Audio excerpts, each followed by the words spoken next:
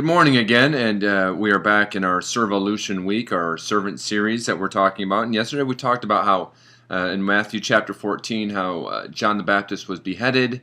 The news arrives to Jesus, and he does go to withdraw to a quiet place to pray, but crowds follow him, and there are sick and those that are requiring healing. And even though he's having a bad day, he takes the time to have compassion on them, and he heals them. So we really don't have an excuse for our bad days for not helping those that have require compassion if we're trying to exhibit Christ-like compassion. Well, we're going to continue on now, and after he's healed their sick, in verse 15 of chapter 14 in Matthew, it says, "As evening approached, the disciples came to him and said, 'This is a remote place, and it's getting late. Send the crowds away so they can go to the villages and buy some food themselves.'" So now we've got all these people, thousands of people, and it's getting late, and the disciples don't want to really feed them, and they have very little food. So Jesus replied, "They do not need to go away. You give them something to eat." And this is our answer that we would give to. But we only have only 5 loaves of bread and 2 fish.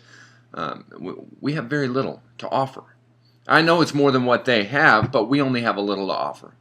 And you know the rest. Jesus takes it, he breaks it, he blesses it, and he passes out, and there's enough for everybody. But our excuse is, well, we know that we have some to offer, but we only have very little to offer. Well, that's really not an excuse. If we have just a little time to offer, or a little money to offer, or a little food to offer, we still offer and allow Christ to multiply it for his good.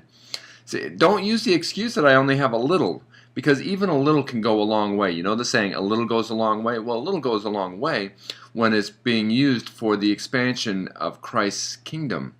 So even though you may have a little to offer today, offer it and see how Christ multiplies it into a great blessing. A little goes a long way. God bless.